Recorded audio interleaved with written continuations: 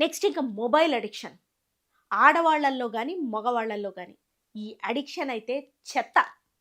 Scrap ఇది. ఆడవాళ్ళు గానీ, మగవాళ్ళు గానీ పిల్లలు మొబైల్ బంద్ జెయి, మొబైల్ బంద్ జెయి, మొబైల్ బంద్ జెయి, ఫస్ట్ నువ్వు బంద్ జెయి. వాళ్ళు ఈరోజు చిన్న పిల్లలు కాబట్టి అంటే నువ్వు ఏసి వీపు పగలగొడతావని భయపడతారు.